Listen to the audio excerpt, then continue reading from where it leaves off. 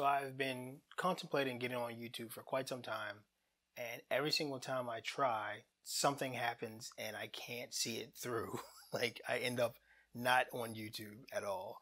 Months will go by and then I'll say, maybe I should revisit it and try again. But this time I'm actually like seriously gonna put forth a real college try. But we'll see how it goes.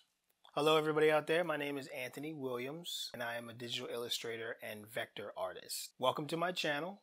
On this channel I will be sharing with you my artwork and all the crazy stuff that I like to draw. I will also be sharing with you some tips and tricks for how you can actually draw some of the stuff that I like to draw. If that sounds like something you might be interested in, definitely like and think about subscribing. If you want to see my artwork, you can actually get a look at it on my website, which is anthonywilliamscreates.com. I'll link that in the description below, and I'm also on Instagram as well. So a digital illustrator is just a nice fancy term for someone who draws pictures with the aid of a computer or a computer device. So in my case, I use my iPad and primarily the Procreate app and the Apple Pencil, but I also dabble in Adobe Fresco. And when I'm not in my iPad, I will draw and create vector images using Adobe Illustrator on my laptop. I am completely self-taught, taking a course here or there for drawing, but usually they're traditional drawing classes. They're not really for me. Everything that I've drawn, I've pretty much taught myself how to draw, and I've been doing this seriously since about 2010.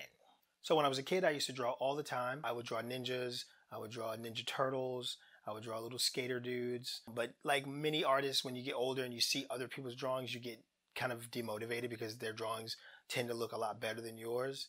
Shortly after I stopped drawing, I was like, it just wasn't something that I was into. When I turned 18, I started skateboarding, so I got really serious about that. Still wasn't really drawing anything, but I was into the idea of possibly having designs made for, you know, like stickers and t-shirts and things like that. All I had at my disposal at the time was Microsoft Paint, which I didn't even really know how to use that. When I saw, you know, my friend use it and he was like doing stuff in it, I was like, okay, this is pretty awesome. So after I got through my skateboarding phase, I decided I wanted to play in bands and stuff. And so I did that for a few years. I still wasn't drawing really, but I was going to school. I started going to school in like around 2008. When I went to school, I decided to go for graphic design.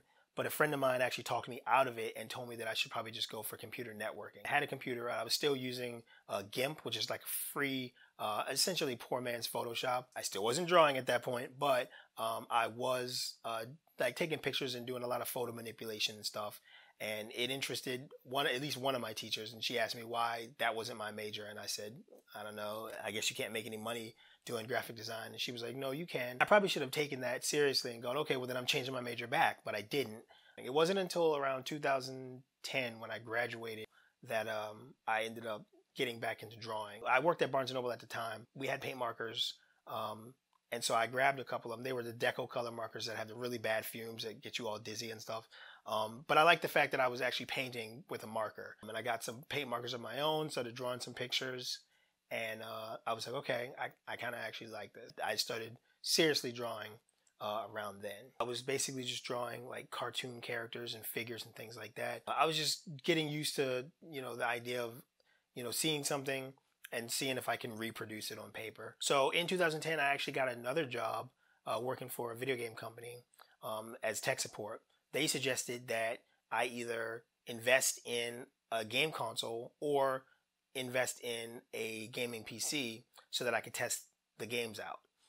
So I decided to see if I could save up for a gaming PC, and in 2011 I actually did, and I built my first machine, and eventually I ended up saving up and purchasing Photoshop. So now I had a gaming PC and I had the CS5 design suite, and I was ready to start creating some amazing images, but I had no idea how to use Photoshop. Pretty soon I met this really amazing girl named Andrea, who would later become my girlfriend.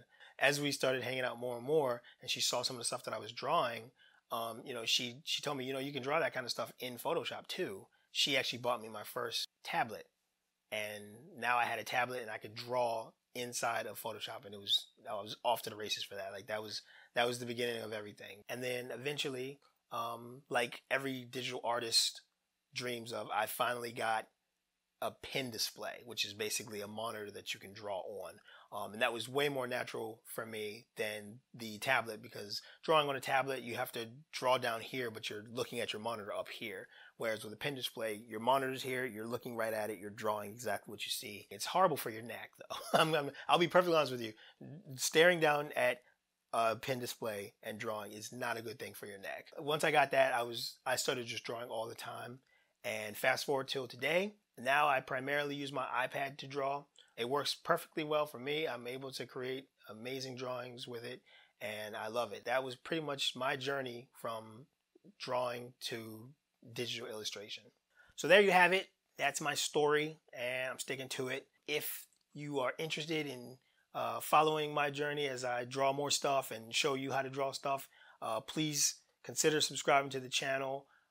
It would mean the world to me. Make sure to hit the bell so that when I decide to record another video, you don't miss it. Thank you so much for watching this. And again, if you want to follow me, you can go to anthonywilliamscreates.com. And I'm also on Facebook and Instagram.